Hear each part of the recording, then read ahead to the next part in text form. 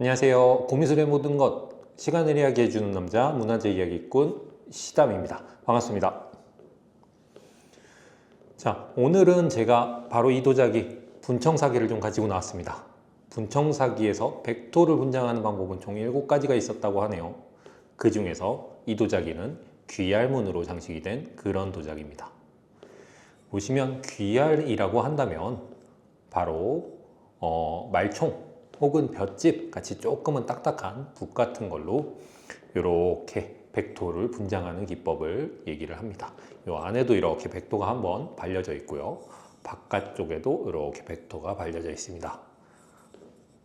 귀알이 굉장히 힘차게 들어간 그런 도자기예요. 분청사기는 조선 초기에 많이 만들어진 도자기예요. 고려 청자에서 조선 백자로 넘어오는 시기에 만들어진 과도기적인 그런 도자기라고 보시면 될 것 같아요. 조금은 아픈 역사를 가지고 있는 그런 도자기입니다. 그렇다면 우리는 왜 굉장히 뛰어난 기술을 가지고 있었던 고려 청자를 더 이상 사용을 하지 않게 됐을까요? 고려 말기가 되면서 고려 청자를 만드는 기술이 쇠퇴하게 됩니다.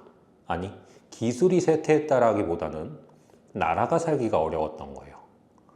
청자유 그리고 태토 이런 것들이 비쌌기 때문에 우리는 청자의 퀄리티, 품질 자체가 굉장히 많이 떨어질 수밖에 없었습니다.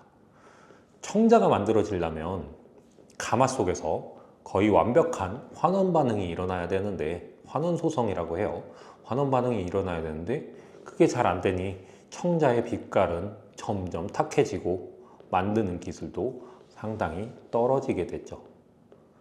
자, 그 이유는 역사적으로도 볼 수 있다시피 고려 말에 원나라와 사대 관계를 하면서 굉장히 많은 것들을 우리가 갖다 바쳤을 거예요. 그렇기 때문에 나라 살림이 굉장히 힘들어지고 하면서 나라에서는 나라 일도 힘든데 청자를 만드는 가마터까지, 도자기를 만드는 가마터까지 신경 쓸 수가 없었을 겁니다.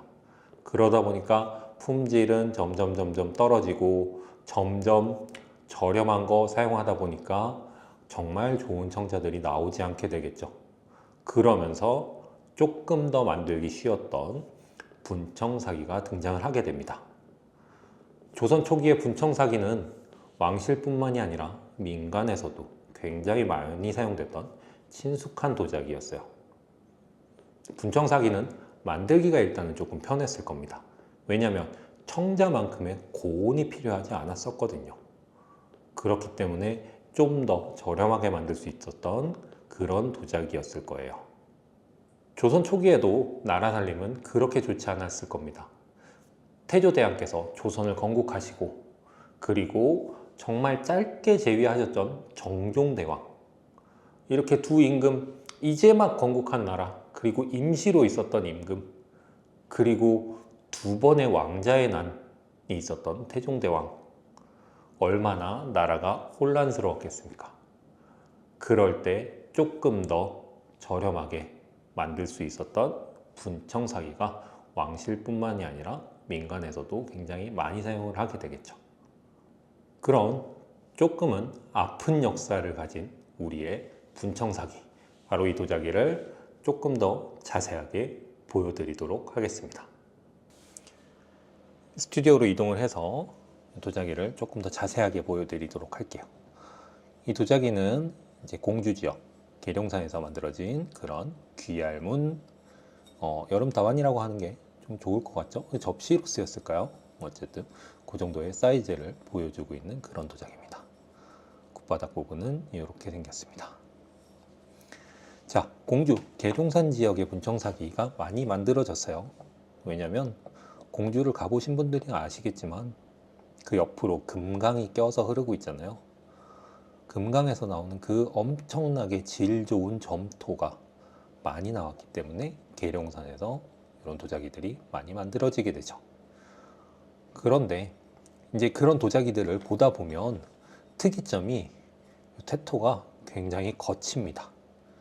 태토가 굉장히 거칠어요. 잘 정제되지 않고, 그리고 커다란 알갱이들도 조금씩 보이고 거칠거칠한데 혹자로는 이제 기술력이 부족해서 흙을 잘 정제하지 못했다라고도 얘기하는데 그렇지 않습니다. 계룡산의 도요지들 발굴을 보면 굉장히 잘 정제된 흙들도 많이 나와요. 그만한 기술력도 있었으나 말씀드렸죠. 점토의 특성상 도자기 자체의 내화도가 높지 않았을 거예요. 그래서 내화도를 높이기 위해 거기에다가 조금은 거친 모래 같은 것들을 섞어서 도자기를 빚게 되죠. 그러다 보니까 좀 더 거친 느낌의 태토들을 볼 수가 있는 겁니다. 자, 귀할문을 조금 볼게요. 여기서부터 이렇게 돌린 것 같아요. 그죠? 한 번에 쭉 돌린 굉장히 힘찬 붓질이 조금 특징인 그런 도자기예요. 그리고 바깥쪽 부분도 귀알로 한 바퀴 쭉 돌려서 분장이 굉장히 잘 되어 있습니다. 계룡산 도자기 하면은 요 테토 부분이 요거는 약간 회색 빛깔 나는 회백색 모양인데 그런 것들도 있어요. 초콜릿색이라 그러죠. 약간 갈색, 진한 갈색을 나타내는 것들도 있는데 꼭 진한 갈색이 아니더라도 계룡산 지역에서 정말 다양한 테토의 색깔들이 많이 나오고 있거든요. 분청사기의 테토 자체가 다양한 흙들을 조금 섞어서 쓰는 그런 도자기이기 때문에 테토의 색깔 자체가 굉장히 여러 가지로 나타나고 있습니다. 요거는 이제 귀알로 만들어진 그런 도자기죠. 이거 보통 다완으로 사용을 한다면 바로 이 부분이 얼굴이에요. 이 부분. 왜냐면 차를 이렇게 우리가 마시잖아요. 지금 카메라가 이래서 그런데 이렇게 마시면은 이 내경은 우리가 마시는 사람이 보지만 요 밖에서 보면 앞에서 보면 이렇게 바깥쪽을 보일 거예요. 이 부분이 이제 얼굴 같은 모습일 거예요. 도자기에. 그래서 바깥쪽의 벡터 분장도 보시면 조금 약간 두텁게 잘 되어 있는 모습이에요. 힘있게 돌아간 귀알들 굉장히 귀하죠. 귀하기도 하고 고평가를 받기도 하고 특히 이제 일본이나 이런 지역에서 굉장히 인기가 많은 그런 모습의 도자기입니다. 고려 청자에서 조선 백자로 넘어오는 사이에 있던 과도기적인 도자기였던 분청사기. 조금은 아픈 역사를 가지고 있지만 세계적으로 이 아름다움은 굉장히 인정을 많이 받고 있습니다. 자, 오늘 준비한 컨텐츠는 여기까지고요. 구독, 좋아요, 알림 설정, 그리고 댓글은 저에게 굉장히 많은 힘이 됩니다. 너무나 감사합니다. 자, 지금까지 문화재 이야기꾼 시담이었습니다. 감사합니다.